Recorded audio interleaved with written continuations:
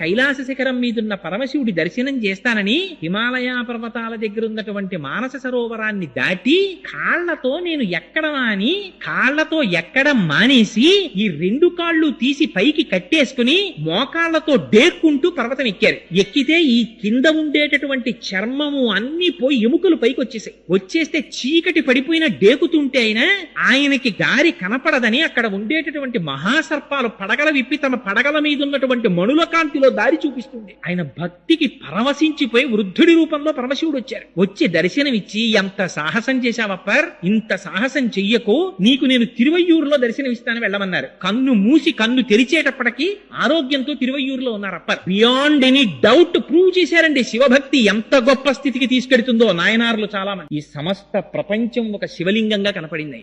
అలా బ్రహ్మాండములన్నీ నిండిపోయినటువంటి శివలింగము యొక్క పైభాగమునందు అమృతము ఘనీభవించినటువంటి ఆ చంద్రమండలం నుంచి పడేటటువంటి అమృత వృష్టి చేత తడుస్తూ ఉంటుంది.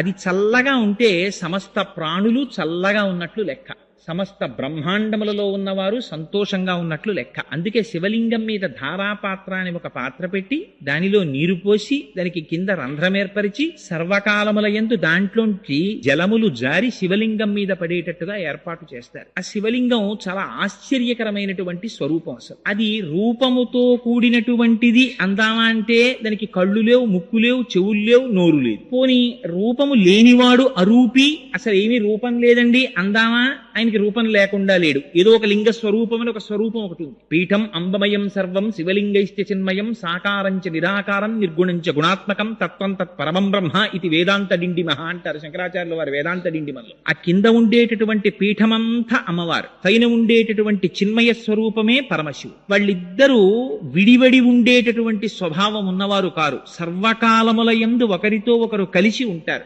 సుందరకాండలో సీతమ్మ తల్లి అంటుంది, శక్త్యా లోభయితుం నాహం ఐశ్వర్యేణ ధనేనవా అనన్యే రాఘవేణాహం భాస్కరేణ ప్రభాయధ అంటుంది. నన్ను రాముడి నుంచి విడదీయగలవటోయ్, సూర్యుడి నుంచి సూర్యుడి ప్రభ, వజ్రము నుండి వజ్రము యొక్క కాంతి, పుష్పము నుండి పుష్పము యొక్క వాసన ఎలా విడదీయబడవో అలా నన్ను పరమాత్మ నుంచి విడదీయలేవంది. అలా వాళ్ళిద్దరూ సర్వకాలముల యందు కలిసే ఉంటారు. ఆ పార్వతీ పరమేశ్వర స్వరూపం అదిగో అటువంటి స్వరూపంలో ఆ శివలింగం చాలా చిత్రాతి చిత్రమైనటువంటి స్వరూపం. అందుకని అది రూపం ఉందందామా, రూపం లేదందామా?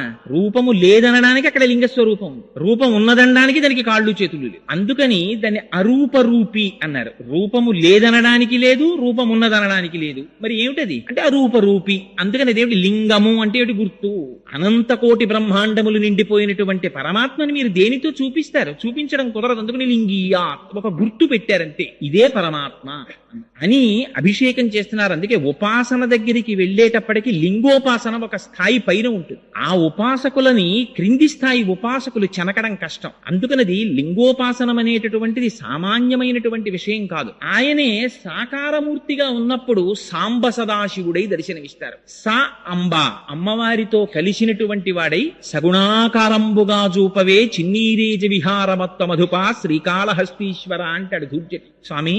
ఈ కన్నులతో చూడడానికి వీలుగా అమ్మవారితో కలిసి నాకు దర్శనమివ్వవా అని అడుగుతాడు. అదిగో అలా కనపడినటువంటి స్వరూపాన్ని సాంబశివుడని పిలుస్తారు. అమ్మవారితో కలిసి ధవళవపుషమిందోర్ మండలే సన్నివిష్టం భుజగవలయహారం భస్మ దిగ్ధాంగదేహం మృగయ పరశు పాణిం చారు చంద్రార్థమౌళిం హృదయ కమల మధ్యే సంతతం చింతయామి అంటారు. ఒక రూపం కాదు పరమశివుడికి, అనేక రూపాలు, అనేక ఆయుధాలు. ఇందులో ప్రధానంగా ఒక చేతిలో మృగాన్ని పట్టుకుని, ఒక చేతిలో గండ్రగొడ్డలని పట్టుకుని, ఒక చేత్తో అభయముద్ర పట్టి, ఒక చేత్తో వరదముద్ర పట్టి ఉన్నటువంటి పరమాత్మని నేను సర్వకాలముల యందు నా చిత్తమునందు నిలిపి ధ్యానం చేస్తున్నాను అంటారు. ఆ శివ అన్న ఆయనకి ప్రధానంగా శివ అని పిలుస్తాం. శివ అంటే శివం అంటే మంగళం.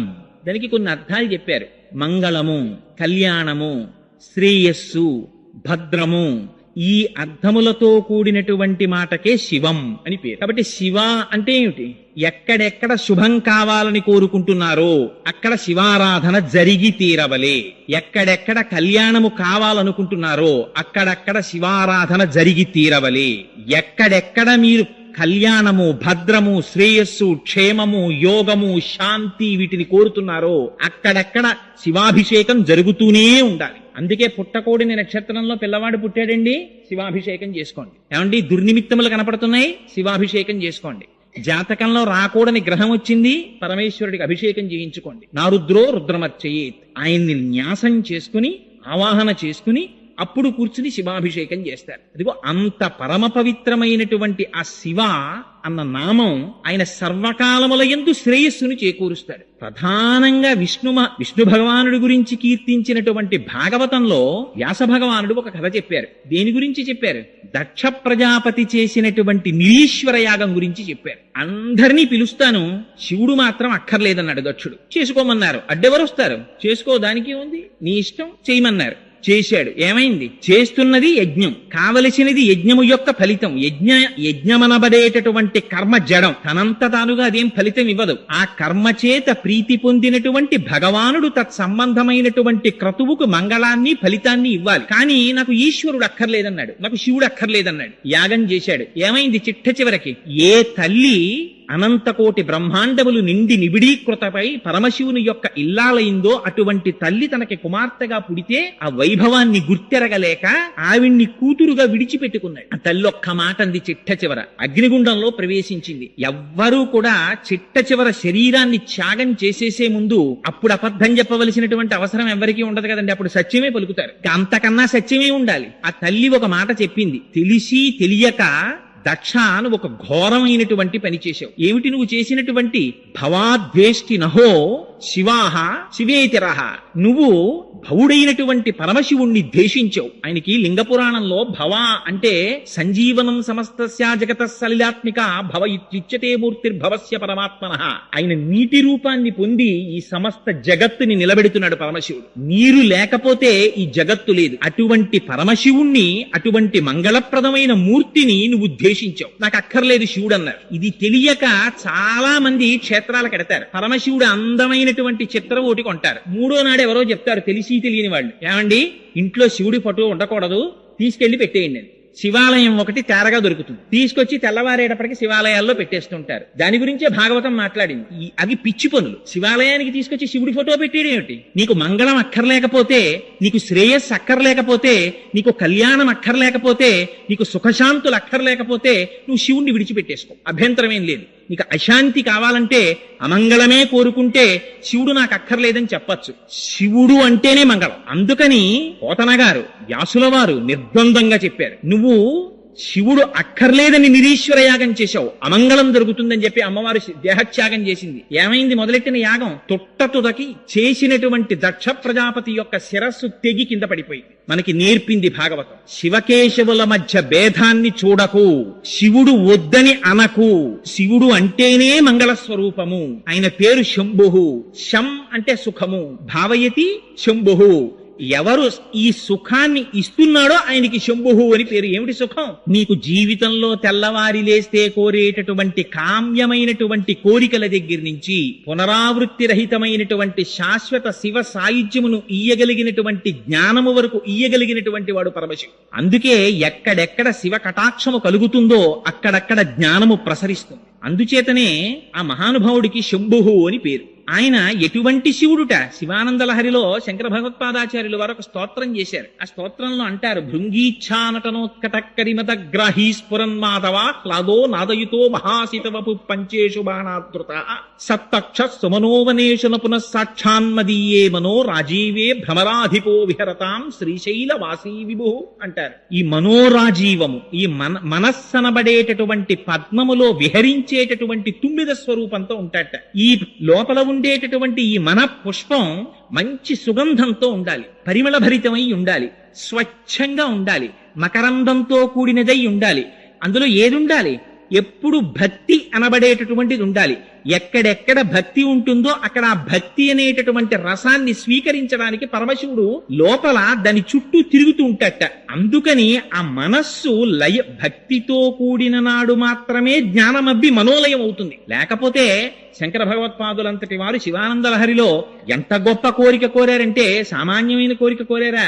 నాకు స్వామి నరత్వం దేవత్వం నగవన మృగత్వం వశకత పశుత్వం కీటత్వం భవతు విహగత్వాది జననం సదాత్తత్ పాదాబ్జ స్మరణ పరమానంద లహరి విహారాసక్తం చేద్రు దయమిహ కింతేన వపుష. ఏ శరీరం వచ్చినా నాకు బాధ లేదు. నేను పక్షినైపోని, పిట్టనైపోని, పురుగునైపోని, కొమ్మనైపోని, కొండనైపోని, చెట్టునైపోని, పుట్టనైపోని. శరీరం దేని వల్ల వస్తుంది? శరీరం చేసుకున్నటువంటి ప్రారబ్ధ కర్మను అనుసరించి వస్తుంది. కానీ భక్తి మాత్రం పరమశివుని యొక్క అనుగ్రహం లేకుండా భక్తి రమ్మంటే రాదు. ఏమంటే రేపటి నుంచి నేను భక్తి చేస్తానండి, అది చేయడానికి ఎక్సర్సైజ్ ఏం కాదది. ఆ భక్తి ఏర్పడడం కూడా భగవంతుని యొక్క అనుగ్రహం ఉంటే తప్ప భక్తి ఏర్పడదు. ఆ భక్తి నిజంగా తాదాత్మ్యతతో కూడినటువంటి భక్తి ఏర్పడిందా, దాని నుంచి విడివడడం కూడా చాలా కష్టం. ఇందుచేత రామకృష్ణ పరమహంసకి పట్టిన పిచ్చి నాకెప్పుడు పడుతుందో అని ఏడిచారు చాలా మంది. ఎంతమందికి ఏర్పడుతుంది? లేచింది మొదలు పానీయంబులు త్రాగుచున్, కుడుచుచున్, భాషించుచున్, హాసలీలా నిద్రాదులు చేయుచున్, తిరుగుచున్, లక్షించుచున్ సంతత శ్రీనారాయణ పాద పద్మజుగళీ చింతామృతాస్వాద సంధానుండై మరచన్ సురారిసుతుడే తద్విశ్వమున్ భూవరా అని ప్రహ్లాదుడి గురించి చెప్పినట్టు, ఏది చేస్తున్నా పరమాత్మని గురించినటువంటి ఆలోచన సంతతము లోపల తిరిగేటటువంటి చిత్తవృత్తి ఏర్పడడం అంటే అది కేవలం పరమేశ్వరుని యొక్క అనుగ్రహం చేత ఏర్పడుతుంది ఆ భక్తి. ఇంటి భక్తితో కూడి ఉన్నప్పుడు మాత్రమే జ్ఞానం ఏర్పడి ఆ మనస్సు ఆత్మలోకి లయమవుతుంది. శంకర భగవత్పాదులు తారావళి స్తోత్రంలో ప్రార్థన చేస్తారు. శ్రీశైల శృంగే వివిధ ప్రసంగే శేషాద్రి శృంగే సదా వసంతం తమర్జునం మల్లిక పూర్వమేనం సిద్ధిం తథావిధ మనో విలయం సమాధౌ గాత్రే యదా మమలతాః పరివేశయంతి కర్ణే యదాః విరచయంతి ఖగాశ్చనీడాస్ అంటారు. ఎంత గొప్ప స్తోత్రమో చూడండి. నిజంగా మనిషి లోపల సంకల్ప వికల్ప సంఘాతమైనటువంటి మనస్సు పనిచేస్తున్నంతసేపు, తిరుగుతున్నంతసేపు ఏవీ దగ్గరికి రావడానికి భయపడతాయి. ఓ చీమ దగ్గరికి రాదు, ఓ తీగ దగ్గరికి రాదు, ఓ చెట్టు దగ్గరికి రాదు. కోరికల పుట్ట అయినటువంటి మనస్సు వెనక్కి నడిచి ఆత్మలోకి లయమై తను నిర్వికల్ప సమాధిలో ఏ కోర్కెలు లేనటువంటి ప్రశాంతమైనటువంటి చిత్తంతో నేను శ్రీశైల శృంగ కుహరేషకతోపలప్సే, ఏనాడు ఆ శ్రీశైల శిఖరములో ఉన్నటువంటి గుహలలో కూర్చుంటానో ఆనాడుట ఎటువంటిది జరుగుతుందిట. గాత్రం యదా మమలతాః పరివేశయంతి, ఆ తీగ చెట్టును అల్లుకుంటుంది. ఆ పక్కనే మనం కూర్చున్నాం అనుకోండి, మన వచ్చి అల్లుకోద్దని తెలిసి వీళ్ళు వెళ్ళిపోతాడు.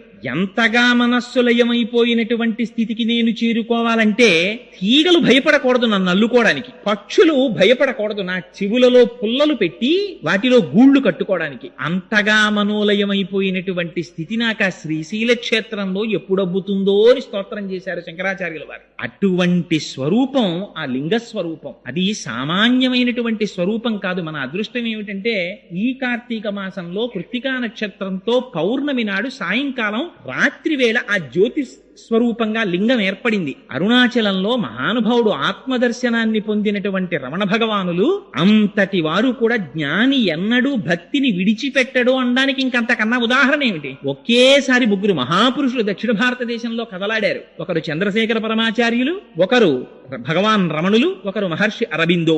ముగ్గురు ఏకకాలమునందు జీవించారు. ఆశ్చర్యం, ఒక్కొక్కసారి నిజంగా ధర్మాకృతి అవి చదువుతుంటే ఆశ్చర్యం వేస్తుంది. రమణులు ఆశ్రమంలో ఉండగా చంద్రశేఖరులు ఆ అరుణాచలేశ్వరుని యొక్క కొండకి ప్రదక్షిణం చేయడానికి వెడుతుండేవారు. రమణులు ఒక్కరే బయటికి రాలేదు. చంద్రశేఖరులు ఒక్క క్షణం ఆగి ఆశ్రమం వైపు చూసి వెళ్లిపోయారు. రమణుల్ని అడిగారు, మీరు వెళ్ళలేదేం చంద్రశేఖర పరమాచార్యుల వారి దర్శనానికని. చంద్రశేఖర పరమాచార్యులని ఒకరు, రమణులని ఒకరు, రెండున్నాయా అని అడిగారు. ఎంతటి అద్వైత దర్శనమో చూడండి.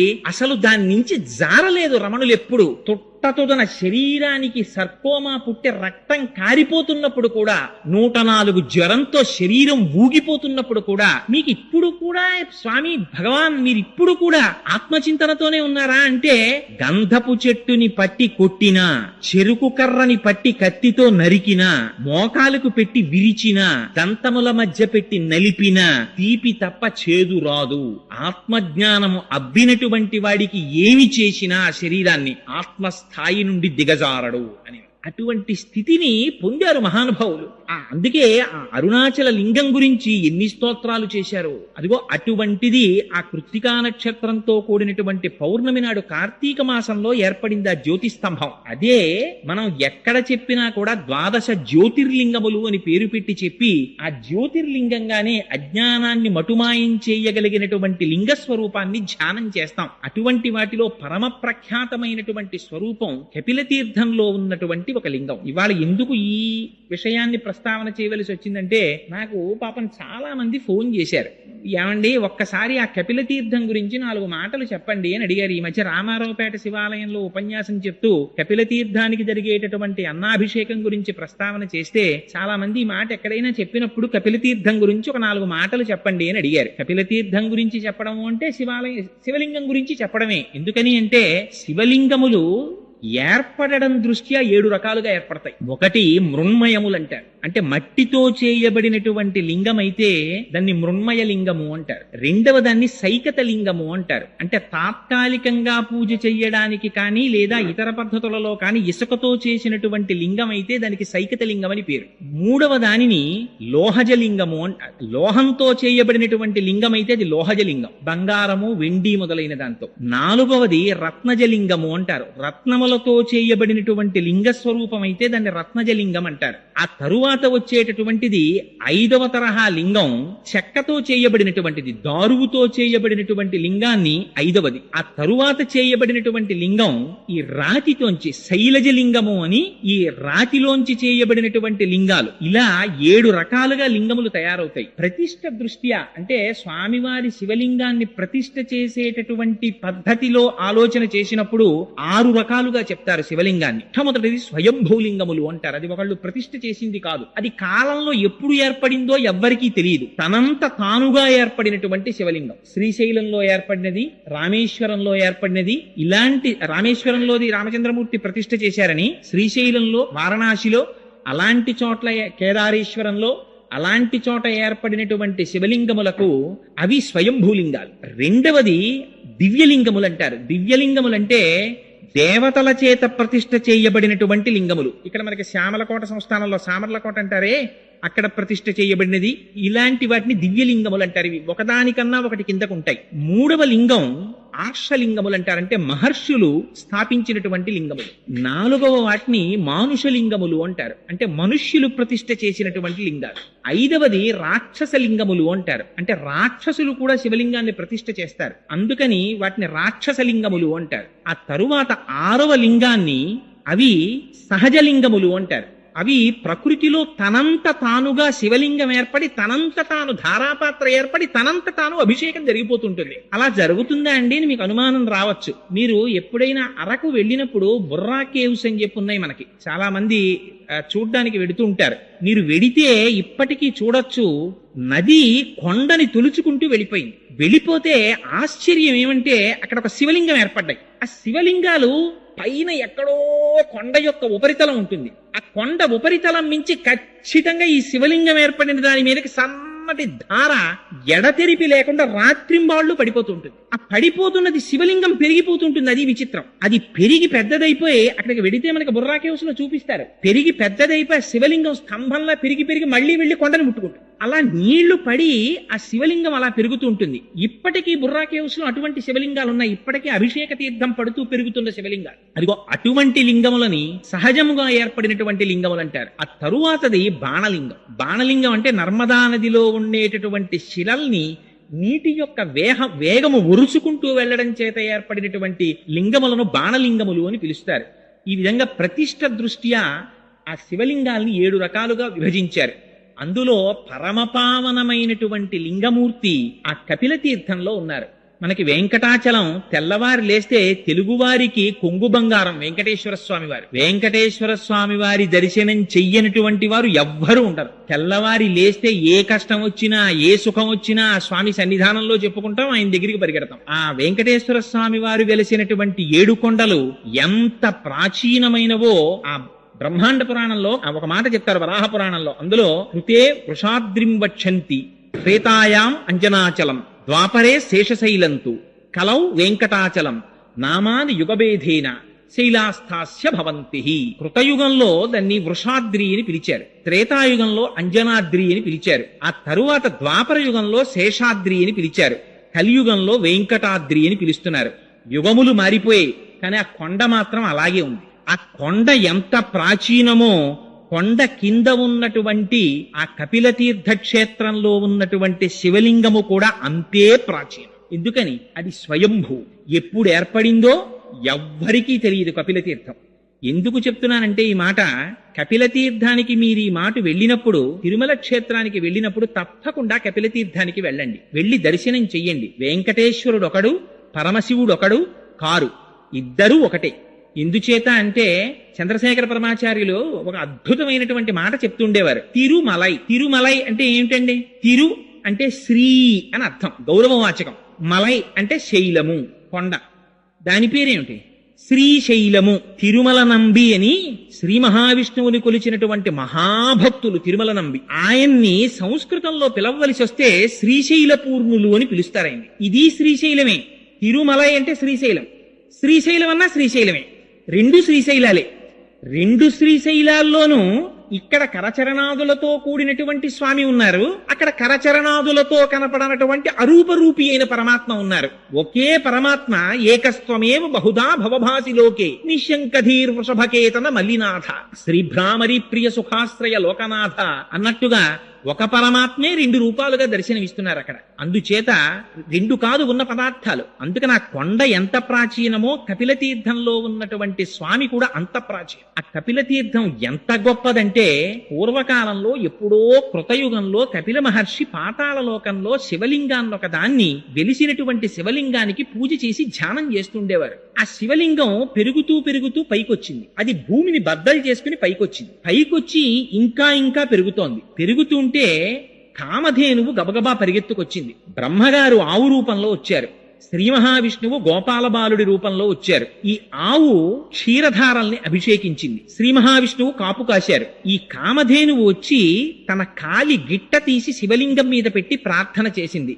మా వర్ధస్య, స్వామి ఇక నువ్వు పెరగకు అని అడిగింది. ఇప్పటికీ కూడా కపిల తీర్థంలో ఉండేటటువంటి శివలింగం తల మీద కాలి గిట్ట యొక్క ముద్ర ఉంటుంది. అలాగే సజ్జోజాత అఘోర తత్పురుష వామదేవ ఈశానములనేటటువంటి 5 ముఖాలతో చూస్తూ ఉంటాడు పరమశివుడు. 5 ముఖాల్లో ఆ పశ్చిమాభిముఖంగా ఉండేటటువంటి పరమశివుని యొక్క ముఖానికి, ఆ సజ్జోజాతమూర్తికి 3వ కన్ను ఆ శివలింగానికి ఇప్పటికీ కనపడుతుంటుంది. అది అలంకారం చేసినప్పుడు మనం అంతరాలయంలోకి వెళ్ళి స్పష్టంగా చూడడం కుదరదేమో అన్న ఉద్దేశ్యంతో దీనికి సంబంధించినటువంటి చిత్తరువులన్నింటినీ సభామంటపంలో పెట్టారు. దర్శించగలిగినటువంటి వాళ్ళు వెళ్లి దర్శించి ప్రార్థన చేయవచ్చు అని. అది శివలింగం మొట్టమొదట తెల్లగా ఉంటుంది, మధ్యలో పసుపు వర్ణంతో ఉంటుంది, బంగారు రంగుతో, పైన ఎరుపు వర్ణంతో ఉంటుంది. ఆ కపిల తీర్థంలో ఉండేటటువంటి కపిలలింగము ఎంత ప్రాచీనమైనటువంటి లింగమో, ఆ పక్కనే ఉండేటటువంటి కామాక్షి అమ్మవారు కూడా అంతే ప్రాచీనమ తల్లి. కామాక్షి అంటేనే,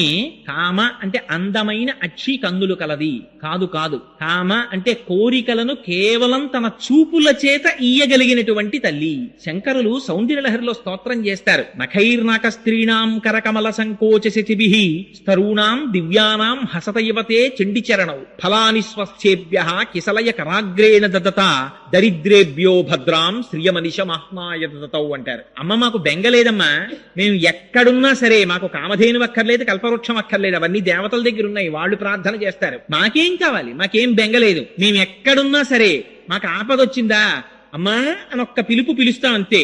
ఆ అమ్మ పాదాలను ఒక్కసారి తలుచుకుంటాం అంతే. ఎక్కడుంటే మాత్రమేమిటి, ఆ తల్లి దృష్టి ఎంత దూరం పెడుతుంది. శంకరులు అంటారు సౌందర్యలహరిలో, దృశాద్రాఘీయస్యాదరదలిత నీలోత్పల రుచ దవీయాంసం దీనం స్నపయ కృపయా మమపి శివే అనేనాయం ధన్యో భవతి నచతే అనిరియత వనేవా హర్మ్యేవా సమకర నిపాతో హిమకర అంటారు. ఈ బ్రహ్మాండములన్నీ ఎంత నిండిపోయాయో అంతకన్నా దాటి అమ్మవారి చూపు చూస్తుంటుందిట. దృశాద్రాఘీయస్యాదరదలిత నీలోత్పల రుచ, నల్ల కలువలు ఎలా ఉంటాయో అలా ఉంటాయట అమ్మవారి కళ్ళు. అందుకని ఆవిడ కళ్ళకి కామాక్షి అని పేరు. కాదు కాదుట, కామాక్షి అంటే కామేశ్వరుణ్ణి చూసి చూసి కామేశ్వరుణ్ణి తన కన్నులుగా పెట్టుకుందిట. కాదుట, ఆవిడికి పంచకృత్యపరాయణ అని పేరు. సృష్టి స్థితి లయ తిరోధాన అనుగ్రహములను చేస్తుంది అమ్మవారు. ఆ తిరోధానం అంటే అణువుల కింద మార్చేస్తుంది ప్రపంచాన్ని, దాన్ని తనలో ఉంచుకుని మళ్లీ తిరిగి ఉత్పత్తి చేస్తుంది, అది అనుగ్రహం అంటారు. అలా పంచకృత్యపరాయణ అయినటువంటి తల్లి పరమశివుడు లయమైపోయినటువంటి ప్రపంచాన్ని మళ్లీ సృష్టించాలనేటటువంటి భావన ఏర్పడినప్పుడు ఆ భావన తెలుసుకుని పరమశివుని యొక్క శక్తిగా వ్యక్తీకరింపబడినటువంటి స్వరూపానికి కామాక్షి అని పేరు. కాంచీపురంలో పీఠాది దేవత ఆవిడ. అటువంటి కామాక్షీదేవి అక్కడ వెలిసి ఉంది. మీకు ఆశ్చర్యకరమైన విషయం ఏమిటో తెలుసా అండి? ఎంతంత గొప్ప గొప్ప జ్వరాలు రానివ్వండి, ఎటువంటి తాపములు ఏర్పడనివ్వండి, ఎంత కాలానికి తగ్గనటువంటి జ్వరంతో బాధపడుతున్నవారు, ఎంత కాలానికి తగ్గనటువంటి వ్యాధులతో బాధపడుతున్నవారు. ఆ మధ్యకాలంలో నేను పేపర్లో ఒక సంఘటన చదివాను. ఒక ఆయన వెళ్లి హాస్పిటల్లో చూపించుకుంటే ఆయనకి ఎక్స్రే, ఈసీజీ అవి తీసి చాలా పరమ ఉపద్రవకరమైనటువంటి వ్యాధి ఒకటి పొడసూపుతోంది అని చెప్పి డాక్టర్లు నిర్ధారించారు. ఏమో ఉంటామో ఉండవో అనే అనుమానంతో ఆయన ఆపరేషన్ టేబుల్ ఎక్కే ముందు ఒక్కసారి కపిల తీర్థానికి వెళ్లి స్వామి దర్శనం చేద్దామని వెంకటాచలంలో వెంకటాచల ప్రభువుని, కపిల తీర్థంలో పరమశివుణ్ణి దర్శనం చేసి అక్కడ జలపాతం కింద స్వామి పుష్కరిణిలో స్నానం చేసి వెళ్లారు.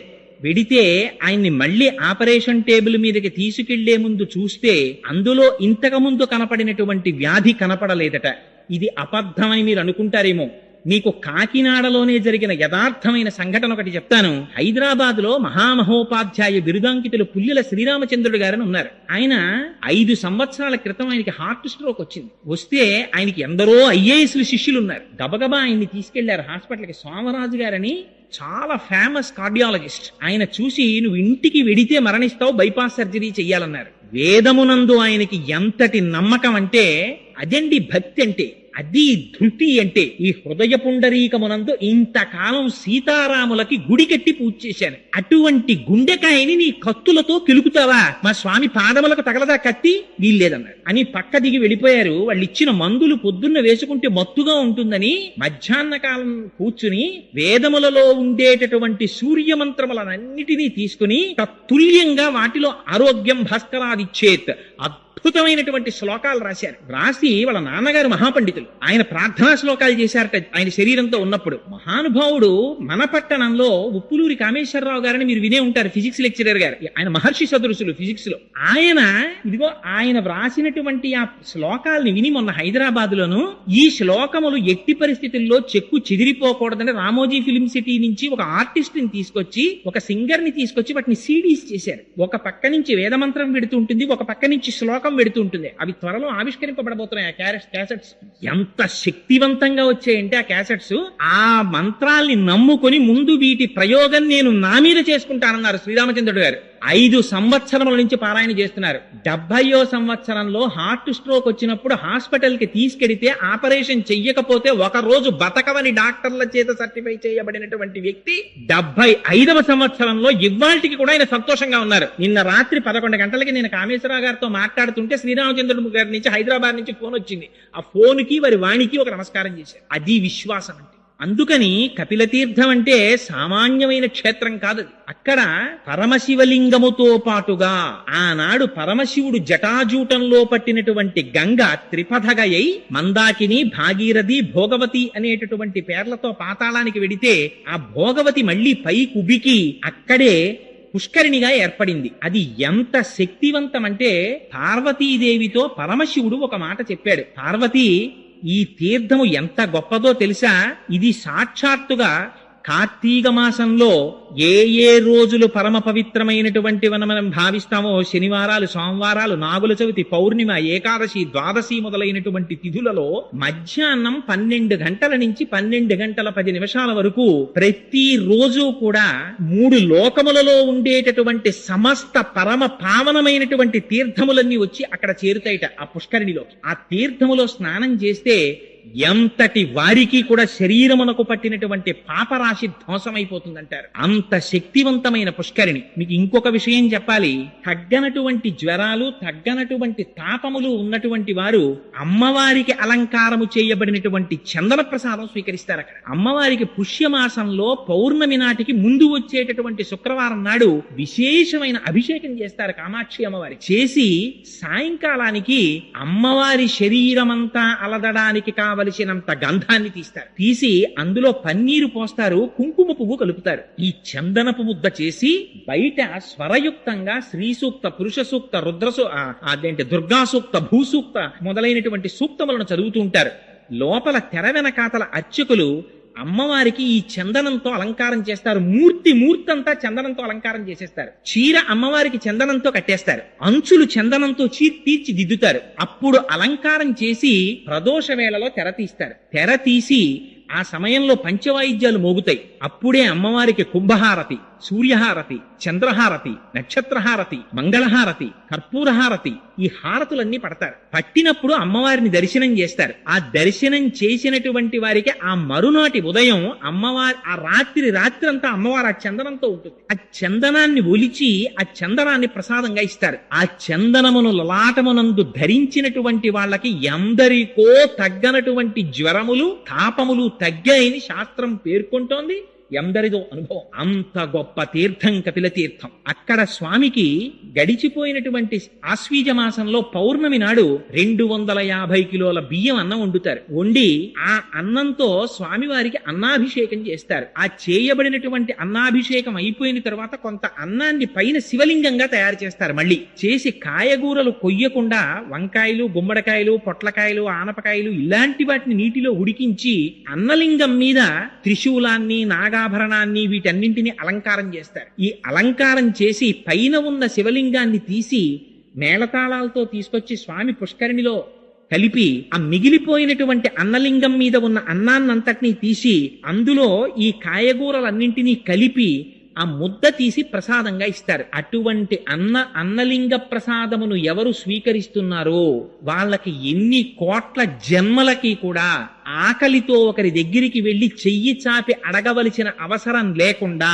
అన్నపానాదులకు లోటు లేనటువంటి స్థితిని వాడు పొందుతాడని ప్రమాణం. అదిగో అటువంటి అన్నాభిషేకం ఆ కపిల తీర్థంలో జరుగుతుంది. కపిల తీర్థం యొక్క గొప్పతనం ఏమిటంటే పితృకార్యం చెయ్యనటువంటి వాళ్ళు, పితృకార్యం మానేసినటువంటి వాళ్ళు, పితృదేవతల యొక్క ఆగ్రహమునకు గురి అయినటువంటి వారు కపిల తీర్థానికి వెళ్లి పితృకర్మ చేసినట్లయితే వారు ఇంతకు ముందు పితృకార్యాన్ని మానివేయడం చేత కలిగినటువంటి పాపము నివృత్తి అవుతుంది. అందుకే వెంకటాచల మహాత్యంలో చెప్తారు, మాధవుడని చెప్పి ఒక బ్రాహ్మణుడు త్రికాలముల యందు సంధ్యావందనం చేసేవాడు. ఆయనకి చంద్రలేఖ అని భార్య. అంత సంతోషంగా ఉన్నవాడికి ఎందుకు పుట్టిందో బుద్ధి కుంతల అనబడేటటువంటి ఎక్కడో పుట్టినటువంటి ఏ సంస్కారము లేనటువంటి ఒక స్త్రీ యందు మోహం కలిగింది. ఆవిడతో జీవించడం మొదలుపెట్టాడు. సురాపానం మొదలుపెట్టాడు. ఆఖరికి ఎంత దూరం వెళ్ళిపోయాడంటే మాంసభక్షణం చేయడం కూడా మొదలెట్టాడు. ఆవిడితో కలిసి కోయపల్లెల్లోకి వెళ్ళిపోయాడు. అటువంటి వాడు ఒకనాడు రాజు తన పరివారముతో కలిసి వెంకటాచల క్షేత్రానికి వెడుతుండగా చూసి వాళ్లతో పాటుగా బయలుదేరి వెళ్ళాడు. వెళ్ళి వాళ్ళందరూ కూడా మొట్టమొదటి కపిల తీర్థానికి వెళ్ళి అక్కడ పితృకార్యం చేశారు. ఈయన కూడా వాళ్లతో వెళ్లి పితృకార్యం చేసి మట్టి ముద్దలు తీసి పిండములుగా సమర్పించాడు. ఎందుకని తనకేమీ లేదు కనుక, తను ఏమి తింటున్నాడో దానితోనే పిండ ప్రదానం చేయాలి. అందుకని మట్టి ముద్దలతో పిండ ప్రదానం చేశాడు. వెంటనే ఆయన శరీరమునకున్నటువంటి పాపరాశి ధ్వంసమైంది. తరువాత వెంకటాచల పర్వత సానువులనెక్కి పైకెక్కాడు. అక్కడికెక్కి స్వామి పుష్కరిణిలో స్నానం చెయ్యగానే బ్రహ్మాది దేవతలు ప్రత్యక్షమై నీకు భవిష్యత్తులో నువ్వు ఆకాశరాజుగా జన్మిస్తావు, నీకు జన్మించినటువంటి కుమార్తె పద్మావతి వెంకటాచలపతికి భార్య అవుతుందని వరం ఇచ్చారు. అందుకని ఆ వెంకటాచలంలో ఉన్నటువంటి ఆ కపిల తీర్థంలో ఉన్నటువంటి ఆ తీర్థం అంత గొప్ప తీర్థం. అది సాక్షాత్తుగా పాతాళంలో భోగవతి పైకి పొంగింది. కపిల తీర్థంలో దర్శించవలసినటువంటి మహాద్భుతమైనటువంటి విషయం వేరొకటి ఏమిటంటే, ఆ కపిల తీర్థానికి దాటి కొంచెం పక్కకి రాగానే మీరు ఎక్కడా చూడనటువంటి విచిత్రమైనటువంటి మూర్తి సోమస్కంద మూర్తి ఉంటారు. అక్కడ ఆ పక్కన ఉన్న అరుగు ఉంటుంది. ఆ అరుగు మీద సోమస్కందుడు ఉంటారు. ఈ మాట మీరు ఎవరైనా వెళ్ళినప్పుడు తిరుమల క్షేత్రానికి తప్పకుండా దర్శనం చేయండి. ఆ సోమస్కందుడు ఏర్పడడం వెనకాతల ఒక కథ ఉంది. రాజేంద్ర చోళుడనేటటువంటి చక్రవర్తికి కలలో కనపడి పార్వతీ పరమేశ్వరులు ఆదేశించారు, నన్ను సోమస్కందుడిగా అక్కడ ప్రతిష్ఠ చేయమని. అందుచేత సోమస్కంధమూర్తి వెలిశారు. సోమస్కందుడు అంటే సా ఉమా స్కంధ. పరమశివుడి పక్కన పార్వతీదేవి, పార్వతీదేవి పక్కన స్కంధుడు ఉంటారు, సుబ్రహ్మణ్యేశ్వర స్వామి. ఆయన తల్లిదండ్రులు ఎంత పెద్ద ఆఫీసర్లు అయితే మాత్రం, ఇద్దరు ఐఏఎస్ ఆఫీసర్లే అనుకోండి తల్లిదండ్రులు, పిల్లాడు వాళ్ళిద్దరి మధ్యలో కూర్చొని ఆడుకోవడం మానేస్తాడు. ఏమిటి, అమ్మ మా నాన్నగారు పెద్ద చీఫ్ సెక్రటరీ, మా అమ్మగారు పెద్ద ఐఏఎస్ ఆఫీసరు, వీళ్ళిద్దరి మధ్యలో నేను ఆడుకోకూడదు అనుకుంటాడా వాడు? అలా పార్వతీ పరమేశ్వరుల మధ్యలో నిలబడి ఆ పిల్లవాడు ఆడుకుంటూ సంతోషంగా కనపడతాడు, చేతులూపుకుంటూ సుబ్రహ్మణ్యేశ్వరుడు. అదిగో అటువంటి మూర్తికి సోమస్కంధమూర్తి అంటారు. ఆ సోమస్కంధమూర్తిని దర్శనం చేసినంత మాత్రం చేత పరమశివానుగ్రహం కలిగి ఉల్లాసవంతంగా ఎటువంటి సమస్యలున్నా సమస్యలు తీరుతాయిట. అటువంటి సోమస్కంధుడు ఉంటాడు. ఆ పక్కనే ధనిశ్చండు అని ఒక మూర్తి ఉంటారు. మనకి శివాలయాలన్నింటిలోనూ కూడా చండీశ్వరుడు ఉంటాడు. ఇక్కడ ఉన్నారు కదా స్వామి, వెనకాతలే ఉంటారు. ఆ చండీశ్వరుడు గురించి చంద్రశేఖర పరమాచార్యులు వారు ఎప్పుడు చాలా అందమైన మాట ఒకటి మాట్లాడేవారు. చండీశ్వరుడు అన్న మాట ఎప్పుడు చెప్పినా చంద్రశేఖరులు ఏమనేవారంటే, మనలా పుట్టి పరమశివ కుటుంబంలో 5వ వాడైన వాడు అనేవారు. ఎందుకని? శివుడు, పార్వతి, గజాననుడు, సుబ్రహ్మణ్యుడు, ఈ నలుగురు కాకుండా దక్షిణ భారతదేశంలో ఎప్పుడెప్పుడు ఊరిరిగింపు జరిగినా అప్పుడప్పుడు ఈ చండీశ్వరుణ్ణి కూడా 5వ వాడిగా తీసుకెడతారు. ఆయన కుటుంబంలో ఒక సభ్యుడైపోయాడు. అసలు ఆ చండీశ్వరుడి వృత్తాంతం చాలా ఆశ్చర్యకరం తెలుసా అండి. ఎందుకంటే కార్తీక మాసంలో ఇంత పరమ పవిత్రమైన ఆలయంలో అసుర సంధ్య వేళలో కూర్చుని అట్లాంటి వృత్తాంతం మనం చెప్పుకున్నా విన్నా చాలు, మన జన్మ పావనం అయిపోతుంది. ఆ చండీశ్వరుడు, ఆయన పేరు మనందరం ఎలా పుట్టామో అలా విచార శర్మ అనేటటువంటి పేరుతో మనలాగే పుట్టి పెరుగుతుండేవాడు. ఆయన వేదం చదువుకుంటూ ఉండేవారు. ఒకనాడు ఆవులను కాసేటటువంటి ఒక గొల్లవాడు ఒక ఆవుని పట్టుకుని కొడుతున్నాడు. చూశారు ఆయన, బాధ కలిగింది. అయ్యయ్యో, గోవు యొక్క శరీరంలో 3,000,000 దేవతలు ఉంటారంటారయ్యా, ఆవును కొడుతున్నావా అన్నారు. ఈ ఆవు సరిగ్గా పాలివ్వట్లేదు, ఇది మేత మెయ్యట్లేదన్నాడు. ఆవుని కొట్టకు, నీకు చేత కాకపోతే ఇక నుంచి నేను కాస్తాను ఆవులను అని ఊళ్ళో వాళ్ళని ఒప్పించి వేద విద్యార్థి విచార శర్మ ఆవులన్నింటినీ తీసుకుని వెళ్ళేవాడు. ఎంతగా పోషించాడంటే మహానుభావుడు, పుట్టల మీద ఏటి గట్ల మీద ఉండేటటువంటి గడ్డి కోసమని వెడితే పశువులకి ఇబ్బంది కలుగుతుందని ఆయన వెళ్లి ఆ గడ్డి కోసి తెచ్చి ఆవులకి మేపేవట్ట. ఎప్పుడు వేదం చెప్పుకుంటూ కూర్చునేవట్ట. పరవశించిపోయి ఆవులన్నీ ఆయన దగ్గరికి వచ్చి తమకు ఉన్నటువంటి 4 శిరములలో ఒక శిరము నుంచి పాలు విడిచిపెడుతుండేవిట ఆయన తాగమని.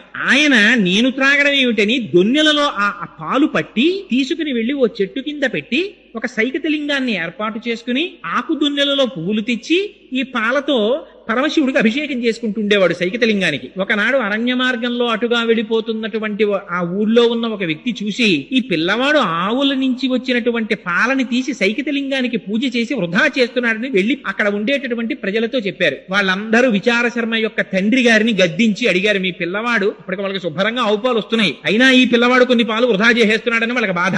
చెప్తే నాకు తెలియదు ఈ విషయం, రేపు నేను పరీక్షిస్తానన్నాడు తండ్రి. అని బయలుదేరాడు. విచార శర్మ కూర్చుని ఆవుల యొక్క ఒక్కొక్క శిరములోంచి వదిలినటువంటి పాలు పట్టి ఒక అత్తి చెట్టు కింద సైకతలింగాన్ని ఏర్పాటు చేసి దానికి అభిషేకం చేసుకుంటున్నాడు. మనస్సు లయమైపోయింది. ఇందాక చెప్పానే శ్రీశైల శృంగకుహరేషు కదోపలప్సి అన్నట్టుగా అంతటా పరమశివుణ్ణి దర్శిస్తూ ఆ అభిషేకం చేస్తున్నాడు. నమక చమకాలు ఏముందండి అభిషేకంలో?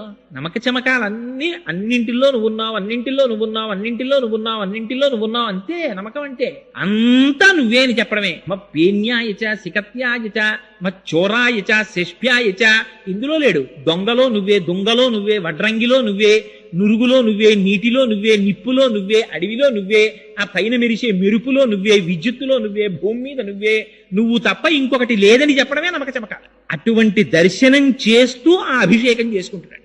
ఆ అభిషేకం జరుగుతున్నటువంటి సమయంలో తండ్రి చూశాడు, అరే రేవిడి ఇన్ని పాలు వృధా చేసేస్తున్నాడు రా అని ఒక కర్ర ఒకటి పట్టుకొచ్చి ఆ పిల్లవాడిని విపరీతంగా బాదాడు. కానీ ఆ పిల్లవాడి మనస్సంతా లయమైపోయింది పరమశివుల్లో. లయమైపోయినటువంటి వాడికి ఏది వినపడుతుంది కనుక, ఏం తగులుతుంది కనుక? తన్ను నిశాచురుల్ పొడవ దైత్య కుమారుడు మాటిమాటికో పన్నగశాయి, ఓ ధనుజభంజన, ఓ జగదీశ, ఓ సర్వాపన్న శరణ్య, ఓ అఖిల పావనయంచు నుతించు కాని తా కన్నుల నీరుతాడు భయకంప సమేతుడు కాడు భూవర అంటారు.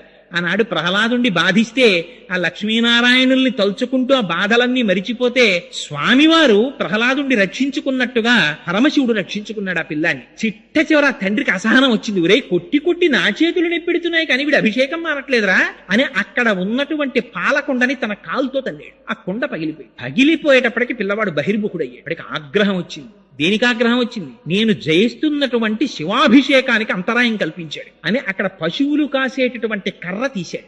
ఎంతవరకు నిలబడతాడో చూడాలనుకున్నారు పరమశివుడు. దాన్ని గొడ్డలిగా మార్చారు. కర్రో గొడ్డలో నాకు అనవసరం, చేస్తున్నటువంటి శివాభిషేకానికి అంతరాయం చేశాడు. అన గొడ్డలి తీసి తండ్రి కాళ్ల మీదకి విసిరాడు. ఆ గొడ్డలి తగిలింది, కాళ్లు తెగిపోయి తండ్రి కింద పడి రక్త ప్రవాహం జరిగి మరణించాడు. లెక్క పెట్టలేదు. మళ్ళీ అభిషేకం మొదలు పెట్టేశాడు. చూశారు పరమశివుడు, ఆశ్చర్యపోయి మహానుభావుడు ఆయన సగుణాకారంబుగా చూపవే అని ప్రత్యక్షమయ్యాడు. ఇంత పిల్లవాడివి, ఇంత భక్త్యా అని పొంగిపోయి తన చేతులతో ఆలింగనం చేసుకున్నారట. ఎప్పుడైతే శివస్పర్శ కలిగిందో తేజోమయ శరీరుడైపోయాడు. ఆయనకి వరం ఇచ్చారు పరమశివుడు, ఈనాటి నుంచి నాకు సమర్పించబడినటువంటి సమస్త పదార్థములు నీకు చూపించి స్వీకరించాలి. శివాలయంలో ఇదొక అలవాటు ఉంటుంది. ప్రతి వాళ్ళు వెళ్లి చండీశ్వరుడి దగ్గరికి వెళ్ళి ఇలా ఇలా ఇలా తప్పట్లు కొడతారు. ఎందుకండి ఆ తప్పట్లు అని అడిగాం అనుకోండి, ఆయనకి చెవుడండి అంటారు. ఆయనకి చెవుడేమిటి? అదో మహాపరాధం కూడాను. చండీశ్వరుడికి చెవుడని ఎక్కడా చెప్పలేదు. ఏమని చెప్పారంటే ఆయన్ని ధనిశ్చిండు అని చెప్పారు. శంకర భగవత్పాదులంతటి వారు సౌందర్యలహరిలో ఒక శ్లోకం రాశారు. రణేజిత్వా దైత్యానపహృత్రైః కవచిభిః విశాఖేంద్రో పేంద్రో శశివిశిత కర్పూర చకలం అని. అందులో ఆ సుబ్రహ్మణ్యుడు మొదలైనటువంటి వాళ్ళు శత్రువుల్ని గెలిచి ఆ సంతోష వార్త చెప్పాలని గబగబా వచ్చేస్తున్నారు అమ్మ దగ్గరికి. వచ్చేసేటప్పుడు అమ్మ దగ్గరికి ఎడుతున్నాం, అమ్మ మూడు లోకములను పూజింపబడే తల్లి అని పైన హెల్మెట్ ఉంటుంది కదా, పైన పెట్టుకున్న కిరీటం, ఆ కిరీటాలు శిరస్త్రాణాలు ఇవన్నీ తీసేశారు. కానీ ఇది విప్పలేదట, కవచం విప్పలేదట. ఎందుకంటే కవచం విప్పుకోవడానికి కొంత టైం పడుతుంది. పిల్లలు ఇంటికి వస్తారు మధ్యాహ్నం అన్నానికి, 3వ క్లాస్ వరకు చదువుకునే పిల్లలు. వాడు ఇంటికి వస్తాడు, ఆకలి, అమ్మా అన్నం పెట్టేయమ్మా అంటాడు. ఆ బ్యాగ్ తీసి ఇంట్లోకి గుభేల్మని విసిరేస్తాడు, చాకలి మూట విసిరేసినట్టు. ఆ బూట్లు ఇప్పేసి గబగబా బయట వదిలి పారేస్తాడు. సాక్స్ మాత్రం విప్పడు. ఎందుకని అంటే కొంచెం కూర్చుని కిందకి లాక్కోవాలి, అది వాడే కింద పడిపోతాడు. అందుకని సాక్స్ తో ఇంటికి వచ్చేస్తాడు. ప్రతి తల్లికి పెద్ద బాధ ఏమిటంటే, ఒరే నీ సాక్స్ ఉతకలేక నేను బాధపడిపోతున్నాను రా అంటారు. అరికాళ్ళన్నీ మెట్టే. అది ఎక్కడ వరకు ఉందిట. అమ్మ దగ్గరికి తొందరగా వెళ్ళిపోవాలని సుబ్రహ్మణ్యేశ్వరుడు, శ్రీ మహావిష్ణువు మొదలైనటువంటి వారు కూడా పాపం దొరికిన వాడు ఎవరంటే ఈనుడు అమాయకు నందీశ్వరుడు, ఆయన మీద పెట్టేస్తుంటారు. చాలా దారుణాతి దారుణ. భక్తికి కూడా ఒక అర్థం ఉండాలండి. కార్తీక మాసంలో దీపం తీసుకెళ్లి కొంచెం పెద్ద ప్లాట్ఫామ్ ఉంటే నందీశ్వరుడి తోక కింద మన కింద పెడితే మనం కూర్చోగలమా? ప్రేమ ఎక్కువైపోయిందండి కోటేశ్వరారు, మీరంటే ఎంత ప్రేమో మాకు అని నా పృష్ఠభాగం వెనకాతల దీపం పెట్టి పురాణం చెప్పమంట్లా వారేటప్పటికి ముందు భోజనాదులన్నీ అన్నపూర్ణాదేవికి రావడం అన్ని సిద్ధం చేసేస్తుంది. లేకపోతే ఈయన గబాలను బయటికి వెళ్ళిపోయి భవతి భిక్షాందే అంటే పరుగు పోయేది అమ్మవారి. అందుకని ఇంట్లో అన్ని సిద్ధంగా చేసేసి ఉంచుతుంది ఆవిడ. గబుక్కుని బయటికి వెళ్ళిపోతారేమో ఈయనని. చంద్రశేఖరులంతటి వారు వ్యాఖ్యానంలో సంతోషపడిపోయారు. ఆ స్వామి స్వీకరించగా మిగిలిపోయినటువంటి పదార్థాల్ని మాత్రం ఇతరులు ముట్టుకోకూడదు. అవి నివృత్యై చండాంశ త్రిపురహర నిర్మాల్య విముఖై, అవి చండీశ్వరుడు స్వీకరిస్తాడు. ఆయనకి చూపించి తీసుకోవచ్చు. శివాలయంలో చాలా మంది ఏమనుకుంటారంటే, అమ్మో దీన్ని పట్టుకెళ్ళకూడదండి అని పట్టుకొచ్చి పాపం దొరికిన వాడు ఎవరంటే ఈనుడు అమాయకుడు నందీశ్వరుడు, ఆయన మీద పెట్టేస్తుంటారు. చాలా దారుణాతి దారుణ. భక్తికి కూడా ఒక అర్థం ఉండాలండి. కార్తీక మాసంలో దీపం తీసుకెళ్లి కొంచెం పెద్ద ప్లాట్ఫామ్ ఉంటే నందీశ్వరుడి తోక కింద మన కింద పెడితే మనం కూర్చోగలమా? ప్రేమ ఎక్కువైపోయిందండి కోటేశ్వరారు, మీరంటే ఎంత ప్రేమో మాకు అని నా పృష్ఠభాగం వెనకాతల దీపం పెట్టి పురాణం చెప్పమంటే ఎవడు కూర్చుంటాడు? అదే భక్తి అంటే. అరటిపండు ముక్క తెచ్చి ఆయన మూతికి పూసేయడం, అక్కడి నుంచి కోళ్ల మీద వాలే ఈగలన్నీ వచ్చి ఆయన మూతి మీద వాలుతూ ఉండడం. అదే నందీశ్వరుడు అంటే. నంది జీవుడికి సంకేతం, పరమశివుడు పరమాత్మకి సంకేతం. జీవుడికి ఆత్మకి భేదం పాటించకూడదు. అందుకని వృషస్య వృషణం స్పృష్ట్వా శృంగమధ్యే శివాలయం దృష్ట్వా క్షణం నరో యాతి కైలాసే శివసన్నిధిం విధించింది శివాగం. కుడి చేత్తో నంది యొక్క అవయవాన్ని పట్టుకుని ఎడమ చేతితో నంది యొక్క 2 కొమ్ముల మీద బొటన వేలు చూపుడు వేలు పెట్టి ఒక్క లిప్త కాలం అంతకన్నా ఎక్కువసేపు పట్టుకోకుండా 2 శృంగముల మధ్యలోంచి శివలింగాన్ని దర్శనం చేసి శంభో శంకర అని విడిచిపెట్టి లోపలికెళ్ళాలి. వెళ్ళినప్పుడు అర్చకులకు తప్ప అన్యులకు అధికారం లేదు శివుడికి నందికి మధ్యలోకి వెళ్ళడానికి. ఒక పక్కకి నిలబడి నమస్కరించి వెళ్ళిపోవాలి. అంతేకాని దాని మధ్యలోకి దూరిపోవడం, ఆ రెండింటి మధ్యలో కూర్చుండిపోవడం, అక్కడ సాష్టాంగం పడిపోవడం అలా చెయ్యకూడదు శివాలయంలో. అందుకని ఆయన ఎప్పుడూ శివుణ్ణే చూస్తుంటాడు. రోహిణీ కార్తీ రానివ్వండి, వాన పడుతుండనివ్వండి, అల్పపీడనం ఏర్పడినివ్వండి, పెను తుఫాన్ రానివ్వండి, ఆయన ఎప్పుడైనా దుప్పటి కప్పుకోవడం పక్కకెళ్ళడం మీరు చూసారా? అలా ఉండదు. ఆయన ఎప్పుడూ శివుణ్ణే చూస్తాడు. నువ్వు ఏం చేస్తున్నా లోపల శివుణ్ణే దర్శించడం నేర్చుకో అన్నది నంది యొక్క సంకేతం. నంద ఇతి నందహ, ఆ శివానందాన్ని పొందుతుంటాడు ఆయన ఎప్పుడు. అందుకే గళంతి శంభోత్వ చరిత సరిత కిల్బిషరజో దళంతి ధీకుల్యాహస్సరణిషు పతంతి విజయతాం. చండీశ్వరుడి ద్వారా కటాక్షిస్తాట. అందుకని ఆయన దగ్గరికి వెళ్లి నిశ్శబ్దంగా నమస్కారం చేస్తారు. అందుకని పక్కన మెట్లు కట్టింది. అంతేకాని అక్కడికి వెళ్లి ఆయన మీద నువ్వులు జల్లేయడం, గట్టిగా తప్పట్లు కొట్టేయడం, లేకపోతే ఆ పక్కకెళ్లి నిలబడి ఏదో మన ఇంట్లో కింద అపార్ట్మెంట్ లో వాచ్మెన్ ఎవరినో పిలిచినట్టు ఆ గోడ పక్కన ఇలా తప్పట్లు కొట్టేస్తే లోపల నుంచి అయ్యో అమ్మా వచ్చావా అని ఆయన బయటికి ఏం తొంగి చూసి అది భక్తి అనుకోవాలా, పూజ అనుకోవాలా, అపచారమా ఉపచారమా ఏమనుకోవాలి? అక్కడ మెట్లు కట్టింది ఎందుకు? ఆ పక్క నుంచి మీరు వచ్చి తప్పట్లు కొట్టమనే. మెట్లు ఎక్కి అక్కడికి వెళ్లి నిశ్శబ్దంగా నిలబడి ఆయన సర్వకాలముల యందు శివనామస్మరణలో ధ్యానమగ్నుడై ఉంటాడు. చిటికి చిన్నది వేయమన్నారు. ఇలాగా వేస్తే ధనిశ్చండుడని పేరు. ఆయన ధ్యానభంగమై నేత్రములు విప్పుతారట. విప్పితే ప్రసాదాన్ని చూపించమన్నారు. స్వామి వచ్చానయ్యా, మహానుభావ, చండీశ్వర, శివధ్యాన పరాయణ, శివ పూజా ఫలందేహి, చండికేశ్వర నమోస్తుతే. స్వామి నేను శివుణ్ణి ఆరాధన చేశానయ్యా, నాకు ఆ ఫలితాన్ని ఇప్పించవా అని అడిగి ఆయనకు ఒకసారిలా చూపిస్తే శభాష్ చౌరా శివాలయానికి చాలా సంతోషం, మూట కట్టుకుపో ఫలితాన్ని అంటే ఆయనకి చూపించి తీసుకెళ్లమన్నారు. శివ నిర్మాల్యాన్ని దాటినా పరమశివ నిర్మాల్యాన్ని తొక్కినా గత జన్మలలో చేసుకున్న పుణ్యం పోతుంది. మహిమ్నా స్తోత్రంలో చెప్పారు. అందుకే గంధర్వుడు దొరికిపోయాడు పుష్పదంతుడు. అందుకని శివ నిర్మాల్యాన్ని తీసుకొచ్చి ఎక్కడ పడితే అక్కడ పారేయడం అలా చెయ్యకూడదు. శివాలయంలో ప్రవర్తించవలసినటువంటి విధానం ఉంది. ఆ విధానంలో ప్రవర్తించి భగవంతుని యొక్క అనుగ్రహాన్ని పొంది వెళ్ళాలి నిశ్శబ్దంగా. అందుచేత అదిగో అటువంటి ధనిశ్చండు ఉంటాడు ఆ కపిలేశ్వర తీర్థంలో. ఆయనని ఒక్క చిటిక వేస్తే చాల్ట, కన్నులు విప్పి మహానుభావుడు ఫలితాన్ని మనకి కటాక్షిస్తాడు. అదిగో అది ధనిశ్చండ వృత్తాంతం. అది దాటి యువతలకొస్తే అక్కడ కాలభైరవుడు ఉంటాడు. ఆ కాలభైరవుడు మహానుభావుడై ఆయన గురించి స్తోత్రం చేస్తారు. దేవరాజ సేవ్యమాన పావనాంగ్రి పంకజం వ్యాళయజ్ఞ సూత్రమిందుశేఖరం కృపాకరం నారదాది యోగి బృంద వందితం దిగంబరం కాశికాపురాధినాథ కాలభైరవం భజేత్. జ్ఞానముక్తి సాధనం చిత్రపుణ్యవర్ధనం శోకమోహ దైన్యలోభ కోపతాపనాశనం తే ప్రయాంతి కాల భైరవాంగ్రి సన్నిధిం ధ్రువం అని ఆ మహానుభావుణ్ణి నమస్కారం చేసినంత మాత్రం చేత కపిల తీర్థంలో ఉండేటటువంటి కాలభైరవుడి దగ్గర 2 శక్తులు ఉంటాయి. ఏమిటా? ఇవి నా సొంతంగా చెప్తున్నాను అనుకుంటున్నారేమో మహాప్రభో, వరాహ పురాణాంతర్గతం. అందులో ఆయన సంతాన రక్షకుడు. మనకి కలిగినటువంటి సంతానము రక్షింపబడేటట్టుగా చూస్తాడు. వాళ్ళకి ఎటువంటి ఉపద్రవం రాకుండా చూస్తాడు. 2 ఆ కాలభైరవుణ్ణి ఒక్కసారి దర్శనం చేసి ఎప్పుడైనా ప్రయాణించకూడనటువంటి సమయంలో ప్రయాణం చెయ్యవలసి వస్తే అర్ధరాత్రి వేళ ప్రయాణం చేసినా ప్రయాణంలో ప్రమాదం వచ్చినా ఒక్కసారి 3 మాటలు చెప్పమన్నారు. ఏమిటా మాటలు? కాలభైరవా నమోస్తుతే, కపిలేశ్వర నమోస్తుతే, కాశీ విశ్వేశ్వర నమోస్తుతే అని 3 మార్లంటే ప్రయాణంలో తేళ్లు కాని పావులు కాని విషక్తిములు కాని మన జోలికి రావుట. ప్రమాదములు ఏవైనా పొంచి ఉంటే తప్పుతాయిట. అటువంటి ఫలితమీయగలిగినటువంటి కాలభైరవుడు అక్కడ ఉన్నాడు. అక్కడే మాణిక్యవాచకరు ఉన్నారు. మనకి రేపు కార్తీక మాసం వెళ్ళిపోయిన తర్వాత మార్గశీర్ష మాసం వచ్చి ధనుర్మాసం వచ్చింది అనుకోండి, తిరుప్పావై ప్రారంభం అవుతుంది. మనందరం ఇటువైపు నుంచి వెంకటేశ్వర స్వామి వారి ఆలయానికి చేరుకుంటాం. అక్కడ మన గోవిందబాబు గారు, లక్ష్మణాచార్యుల వారు వీరందరూ చాలా అందంగా తిరుప్పావై చేస్తారు. ఇక్కడ కార్తీక మాసంలో సత్యనారాయణ గారు ఎంత అందంగా అభిషేకాలు అవి చేస్తారో ఇది మన అదృష్టం. వెంకటనగర్ లో ఉన్న వాళ్ళకి చక్కగా 2 శివకేశవ ఆలయాలు 2 పక్క పక్కనే ఉండడం, 2 శ్రద్ధాభక్తులతో అర్చన చేయబడేటటువంటి పెద్దలు ఉండడం. అక్కడికి వెడితే తిరుప్పావై ఉంటుంది. అలాగే మనకి తిరువెంబావై అని ఆ ధనుర్మాసంలో పరమశివుడి దగ్గర స్తోత్రం చేస్తారు. ఇక్కడ అలవాటు లేదు కానీ తమిళనాట అంతా కూడా విశేషంగా స్తోత్రం చేస్తారు. తిరువెంబావై అందరికి నోటికొచ్చి ఉంటుంది. పరమ ప్రఖ్యాతమైన స్తోత్రం మాణిక్యవాచకర్రని అప్పర్రని ఆయన చేశారు. ఆయన సామాన్యులు కారు. కాళహస్తీశ్వర శతకంలో ధూల్చిటి ఉట్టినే చెప్పలేదండి ఆ మాటలు. కవి పుష్పంబగు అగ్ని మంచగు నాకూపారం భూమిస్థలంబగు శత్రుండతిమిత్రుడవు విషము దివ్యాహారమౌ నిన్నగా అవనీమండలి లోపలన్ శివ శివేచ్ఛాభాషణోల్లాసకిన్ శివ నీనామము సర్వవశ్యకరమౌ శ్రీకాళహస్తీశ్వర.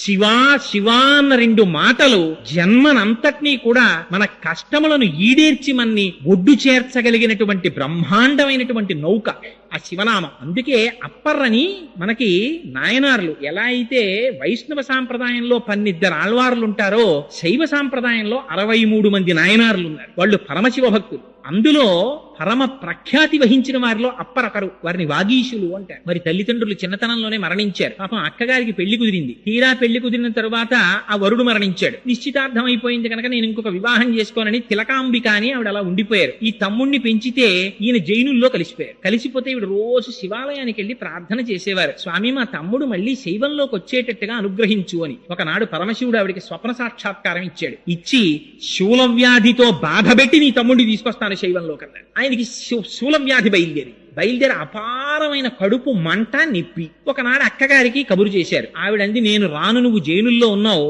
నువ్వు కాని ఇక్కడికి వస్తే నేను శివాలయానికి తీసుకెళ్లి నీకు ఆ రుగ్మత పోయేటట్టు చేస్తానంది. ఆయన మొత్తానికి ఎవరికీ తెలియకుండా ఓ రాత్రి వేళ తెల్లబట్టలు కట్టుకుని అక్కడి నుంచి బయలుదేరి వీడి దగ్గరికి వచ్చారు. శివాలయానికి తీసుకెళ్లారు. అభిమంత్రించినటువంటి రుద్రాభిషేకం చేసిన తర్వాత వచ్చే చిట్ట చివరి విభూతితో అభిషేకం చేసి ఆ విభూతి ఆయనకి ఇచ్చారు. అప్పర్కి అప్పర్ నోట్లో వేసుకున్నారంతే ఆ శూలవ్యాధి పోయింది. ఆయన అపారమైన శివభక్తుడైపోయి పత్తికాలు పాడారు. పాడుతుంటే ఈ విషయం జైనులకి తెలిసింది. తెలిసి మా దగ్గర నేర్చుకున్న మంత్రములతోటే శూలవ్యాధి పోగొట్టుకుని అవి శైవ మంత్రముల చేత తగ్గించుకున్నానని ప్రచారం చేస్తున్నాడు మహాప్రభు.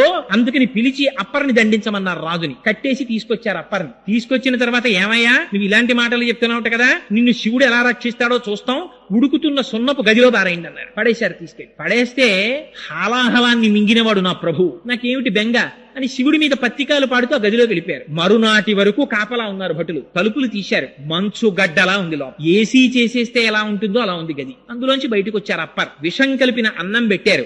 శివపత్రికం పాడుతూ తిన్నారు. ఆయనకి ఏం అవ్వలేదు. చిట్ట చివర ఆయన్ని ఏనుగుతో తొక్కించడానికి కాళ్ళు చేతులు కట్టి పడేశారు. ఏనుగుని తీసుకొచ్చారు. భద్రగజానికి ఉన్మత్తం వచ్చి అక్కడ ఉన్న జైనుల్ని సంహరించింది. అయినా వాళ్ళకి క్రోధం తీరక ఆయన కడుపుకి బండరాయి కట్టి కాళ్ళు చేతులు కట్టి సముద్రంలో పారేశారు. ఆయన ఆశ్చర్యం ఏమిటో తెలుసా అండి, ఆ కాళ్ళకి చేతులకి కట్టినటువంటి కాళ్ళు ఊడిపోయి ఆ పెద్ద బండరాయి మహాపద్మంలా సముద్రంలో తేలింది. దాంట్లో కూర్చుని అప్పర్ ఇంకొక శైవక్షేత్రాన్ని చేరుకున్నారు. ఆయనకు ఒక లక్షణం ఉండేది. అప్పర్కి జ్ఞాన సంబంధర్ అప్పర్ ఇద్దరు ఒక కాలంలో బ్రతికారు. చిత్రం ఏమిటంటే జ్ఞాన సంబంధర్ ఎప్పుడూ కూడా పత్రికలు అవి పాడుతుండేవారు, ప్రబోధం చేస్తుండేవారు. అప్పర్ అలా కాదు, వయసులో పెద్దవారు. అయినా సరే ప్రతిరోజు శివాలయానికి వెళ్ళినప్పుడు గుణపం పారా పట్టుకుని ఎడుతుండేవారు. వెళ్ళి అక్కడ ఉన్న ఏ పిచ్చి గడ్డో మొక్కలో ఏవో ఒకటి ఆలయాన్ని శుభ్రం చేసేవారు. పత్రికలు పాడి వచ్చేవారు. ఇద్దరూ కలిసి దక్షిణ భారతదేశంలో ఒక గొప్ప క్షేత్రానికి వెళ్ళారు. ఆలయం శిథిలం అయిపోయి కనపడింది. అలా కాదు, దీన్ని మనం బాగు చెయ్యాలనుకున్నారు. సాయంకాలం అయ్యేటప్పటికి పని చేసిన వాళ్ళందరికీ అన్నం పెడతామన్నారు. వీళ్ళ దగ్గర ఏముందని పెట్టడానికి.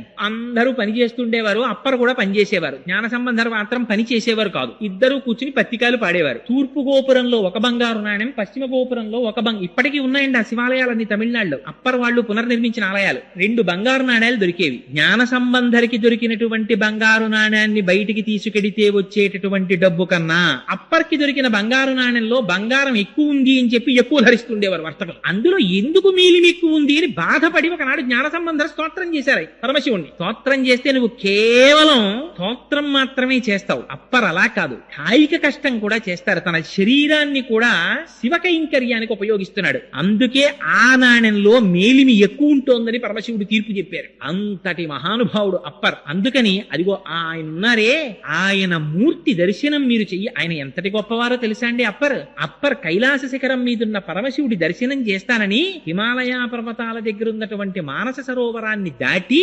కాళ్లతో నేను ఎక్కడనా అని కాళ్లతో ఎక్కడం మానేసి ఈ 2 కాళ్ళు తీసి పైకి కట్టేసుకుని మోకాళ్లతో డేక్కుంటూ పర్వతం ఎక్కారు. ఎక్కితే ఈ కింద ఉండేటటువంటి చర్మము అన్ని పోయి ఎముకలు పైకి వచ్చేసాయి. వచ్చేస్తే చీకటి పడిపోయిన డేకుతుంటే అయినా ఆయనకి దారి కనపడదని అక్కడ ఉండేటటువంటి మహాసర్పాలు పడగల విప్పి తమ పడగల మీద ఉన్నటువంటి మణుల కాంతిలో దారి చూపిస్తుంది. ఆయన భక్తికి పరవశించిపోయి వృద్ధుడి రూపంలో పరమశివుడు వచ్చారు. వచ్చి దర్శనమిచ్చి, ఎంత సాహసం చేశావప్పర్, ఇంత సాహసం చెయ్యకు, నీకు నేను తిరువయ్యూరులో దర్శనమిస్తాను వెళ్ళమన్నారు. కన్ను మూసి కన్ను తెరిచేటప్పటికి ఆరోగ్యంతో తిరువయ్యూరులో ఉన్నారు upper. Beyond any doubt prove చేశారండి శివభక్తి ఎంత గొప్ప స్థితికి తీసుకెడుతుందో. నాయనార్లు చాలా మంది, 63 మంది నాయనార్ల యొక్క చరిత్ర పెరియ పురాణంలో చదువుతుంటే ఇంతంత గొప్పవాళ్ళ, నిజంగా ఏమి మహాభక్తులు రా వీళ్ళందరూ అనిపిస్తుంది. అప్పర్ ఎంత గొప్పవారంటే వృద్ధుడైపోయి కూడా జ్ఞాన సంబంధర్ కుర్రవాడు. జ్ఞాన సంబంధర్ పర్యటనకు వస్తే అప్పరేరి అప్పరేరి అని అడిగేవారు పల్లకీలోంచి. అటువంటి మహానుభావుడు వచ్చారని ఎంత వినయం అంటే అప్పర్కి.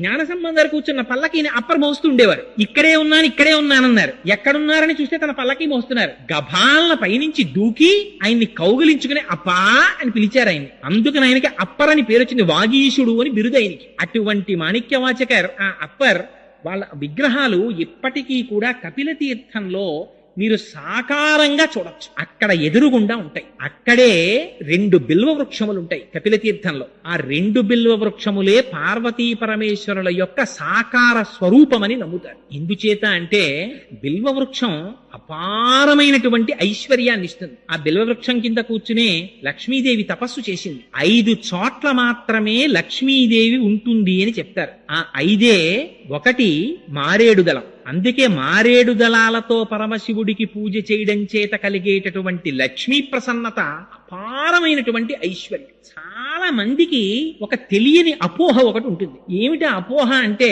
శివుడంటే శ్మశానవాసి, ఆయన శ్మశానంలో తిరుగుతూ ఉంటాడు, ఒళ్ళంతా శవ విభూతి రాసుకుంటాడు, ఒంటి మీదంతా పాములు వేసుకుంటాడు, ఏదో రక్తం ఓడుతున్న ఏనుగు చర్మం కప్పుకుంటాడు, పులి చర్మం కప్పుకుంటాడు, ఆయనకే ఏమీ లేదు, ఆయనే అలా తిరుగుతుంటాడు, మళ్ళీ ఆయన దగ్గరికి వెళ్ళి మనం నమస్కారం కూడా ఎందుకు, ఆయనకి జలాలతో అభిషేకం అని ఒక అపోహ. అది కాదు. మీరు ఒకటి ఆలోచించండి, తల్లిదండ్రులు అనబడేటటువంటి వారు తాము దాచుకుంటారా, తమ పిల్లలకి పెడతారా? తమ పిల్లలకి పెడతారు. త్యాగే నైకే అమృతత్వ మానసు. పరమశివుడు శ్మశానవాసి అంటే దాని అర్థం అంత పరమశివుడు అంతటి మహానుభావుడు, కైలాసవాసి, హిమవంతుని యొక్క అల్లుడు, ఆయనకి జన్మ లేనటువంటి వాడు, బ్రహ్మమస్తకావలి నిబద్ధతే నమ శివాయ అని శంకరుల చేత స్తోత్రము చేయబడిన వాడు, కాలాతీతుడు. అటువంటి వాడికి ఉండడానికి ఓ 150 గజాల స్థలమే దొరకదండి ఆయనకి. శ్మశానవాసి అంటే అర్థం పరమశివుడు రుద్రభూమిలో ఉంటాడు, అదే ఆయన అడ్రస్. శ్మశానంలో ఉంటాడు తప్ప ఇంకెక్కడ ఉండడు, అందుకని శ్మశానవాసి కాబట్టి శివుణ్ణి పూజ చేయకండి అనేది దాని అర్థం. ఏది శ్మశానం కాదు నాకు చూపించండి. శ్మశానానికి వెళ్ళని వాడిని చూపించండి నాకు. శ్మశానానికి వెళ్ళనివాడు ఉన్నాడు ఆ ప్రపంచంలో? ప్రపంచంలో పుట్టిన ఏ వస్తువైనా వెళ్ళిపోవలసిందే శ్మశానానికి. జాయతే గచ్చతే ఇది జగత్. వస్తుంది, వెళ్ళిపోతుంది. ఎక్కడెక్కడ ఈ జగత్తంతా పుట్టి వెళ్ళిపోతుందో అదంతా శ్మశానం. ఇక్కడ ఒక చెట్టు పుడుతోంది, చెట్టు మరణిస్తోంది, శ్మశానమైంది. ఇక్కడ నేను గట్టిగా మాట్లాడితే ధ్వని ప్రకంపనల చేత జీవులు చచ్చిపోతున్నాయి, శ్మశానమైంది. నా కాళ్ల కింద పడి జీవులు చచ్చిపోతున్నాయి, శ్మశానమైంది. నేను తింటే చచ్చిపోతున్నాయి, శ్మశానమైంది. అంతా మహాశ్మశానమైంది. అంటే సమస్తము పరమశివుని చేతనే ఆవురింపబడి శివుని కన్నా వేరొకటి లేదు. అందుకని బ్రహ్మాండ వ్యాప్త దేహ భసిత హిమరుచాభా సమానా భుజంగై. వ్యాపకత్వంతో చెప్తే విష్ణు అంటాం, ఆయన్ని మంగళప్రదంగా చెప్తే శివుడు అంటాం. అందుకని లోపల శివం ఉన్నంతసేపే శివం, అది తీసేస్తే శవం. అది మంగళత్వం అంటే. అందుకని ఆయన శ్మశానవాసి అంటే ఆయన శ్మశానవాసి అండి నిజంగా ఎక్కడో శ్మశానంలో ఉంటాడనే దాని అర్థం. నిజంగా అలా ఉంటే ఇంకంతకన్నా గొప్ప ఉపకారం ఉందండి. ఎవడొస్తాడు మన వెనకాతల? ఒక్కడు వచ్చేవాడు లేడు. సంపాది కింవానేన ధనేన వాజి కరిభి ప్రాప్తేన రాజ్యేన కిం కింవా పుత్ర కళత్రమిత్ర పశుభిర్దేహేన గేహేన కిం జ్ఞాతైత క్షణభంగురం సపతిరోత్యాద్యం మనోదూరత స్వాత్మార్థం గురువాక్యతో భజ భజ శ్రీ పార్వతీ వల్లభం అంటారు శంకరులు. డబ్బు రాదు, మనం సంపాదించుకున్నటువంటి కార్లు రావు, వాహనములు రావు, రాజ్యం రాదు, తుట్టతుడకు మనం మనదనుకున్న ఈ శరీరం రాదు, కొడుకు రాడు, కూతుళ్ళు రారు, భార్య రాదు. ఎవరొస్తారు? చేసుకున్న ధర్మము, పరమశివుని అనుగ్రహము తప్ప ఇంకొకటి రాదు మనతో. అంతటి మహానుభావుడు శంకరుడు. శం కరోతి ఇది శంకర.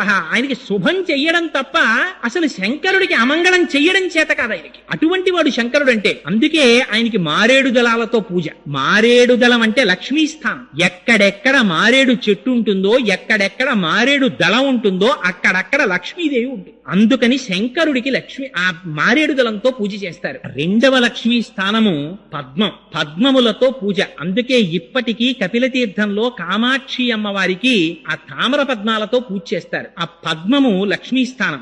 3వది ఆవు యొక్క వెనుక భాగం. ఆవు యొక్క పృష్ఠభాగమునందు లక్ష్మీదేవి నివాసం ఉంటుంది. 4వది స్త్రీ యొక్క పాపట. ఆ పాపటలో లక్ష్మీదేవి యొక్క స్థానం. అక్కడ లక్ష్మీదేవి నివాసం ఉంటుంది. అందుకని అది ఒకటి. ఇలా 5 స్థానాలు. ఒకటి ఆ బిల్వవృక్షం. ఆ బిల్వవృక్షం అంటే ఆ బిల్వదళంలో. 2వది పద్మం. 3వది స్త్రీ పాపట. 4వది ఏనుగు యొక్క కుంభస్థలం. అందుకే గజారోహణం అంటుంటారు. ఏనుగు యొక్క కుంభస్థలంలో లక్ష్మీదేవి ఉంటుంది. 5వది ఆవు యొక్క వెనుక తట్టు. ఈ 5 ప్రాంతములు లక్ష్మీ స్థానాలు. అందుకని మారేడు దళంతో పరమశివుడికి పూజ. దానివల్ల అపారమైనటువంటి లక్ష్మీ సంపత్తి. కపిల తీర్థంలో ఇప్పటికీ కూడా 2 బ్రహ్మాండమైన మారేడు చెట్లు నిలబడి ఉంటాయి. ఇక్కడ లింగాకృతిలో ఉన్నటువంటి మహానుభావుడే అక్కడ సాకారముగా మారేడు చెట్ల రూపంలో ఉన్నాడని నమ్ముతారు. వెళ్ళి ఆ మారేడు చెట్లకి నమస్కారం చేస్తారు. ించవలసినటువంటి వేరొకటిది, అక్కడే నాగుల చావిడి అని చెప్పి జంటనాగులు పెనవేసుకున్నటువంటి అనేకమైన మూర్తులు కలిగిన పెద్ద వేదిక ఒకటి ఉంటుంది. పూర్వం అక్కడ ప్రతిష్టలు చేసేవారు. ఇప్పుడు కుదరదు, ఎందుకంటే అసలు అంగుళం ఖాళీ లేదు. అక్కడికి వెళ్లి నమస్కారం చేస్తే, అభిషేకం చేసుకుంటే అక్కడే వల్లీ దేవసేనా సమేత సుబ్రహ్మణ్యేశ్వర స్వామి వారు ఉన్నారు. కాలసర్పదోషం ఉన్నవారు, కుజగ్రహ దోషం ఉన్నవారు, నవగ్రహ దోషాలున్నవాళ్లు కపిల తీర్థానికి వెళ్లి స్వామివారికి అభిషేకం చేయించుకుంటే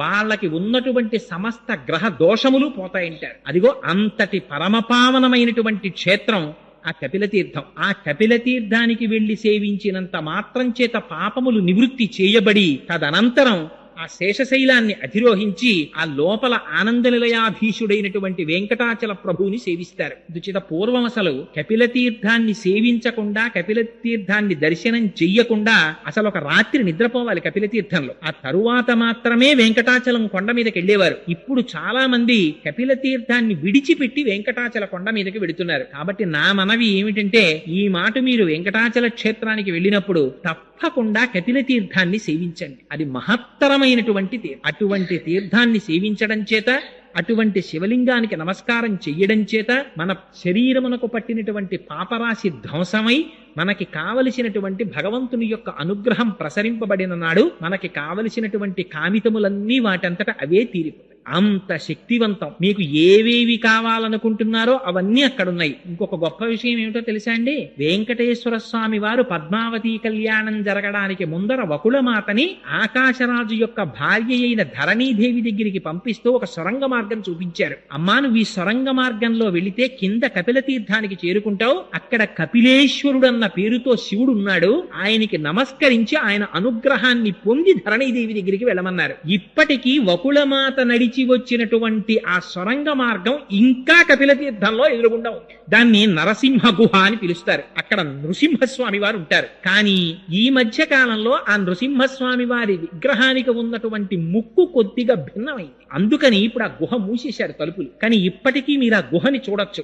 ఆ గుహలోంచే వకుళమాత వెంకటాచలం నుంచి క్రిందకొచ్చింది. వచ్చి కపిలేశ్వరుని యొక్క అనుగ్రహాన్ని పొంది పద్మావతి శ్రీనివాసుల పరిణయం అవుతుందని స్వామివారు ఆశీర్వదించిన తరువాత పద్మావతి శ్రీనివాసుల కళ్యాణం అయింది. అంత హరిహర అభేదమైనటువంటి క్షేత్రం ఆ కింద ఉన్నటువంటి కపిలతీర్థ క్షేత్రం. అందుచేత తప్పకుండా మీరందరూ ఆ కపిల తీర్థాన్ని సేవించండి. నన్ను చాలా మంది ఫోన్లో అడిగి ఉన్న కారణం చేత ఆ కపిల తీర్థం గురించి 4 మాటలు ఇవాళ ప్రస్తావన చేయబోయ్ అని అడిగారు.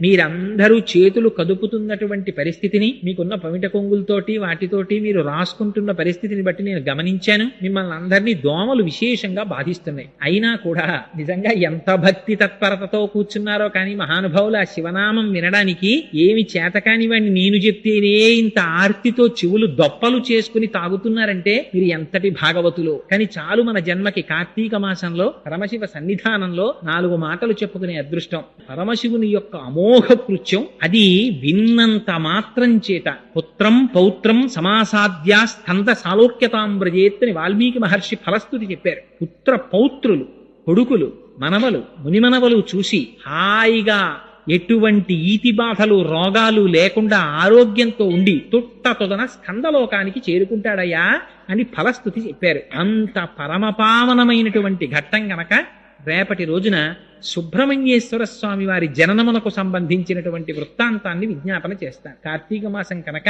అటువంటిది విన్నంత మాత్రం చేత మనకి ఎంతో మేలు చేకూరుతుంది. మహానుభావుడు సామాన్యుడు కాడు. సుబ్రహ్మణ్యుడు అంటే కామాదిరోహ కలుషీకృత దుష్టచిత్తాం సిక్వాతు మామవ కళాధర కాంతికాత్య వల్లీశనాథ మమదేహి కరావలంబం అంటారు. అంత గొప్ప స్వామి ఆ సుబ్రహ్మణ్యమూర్తి.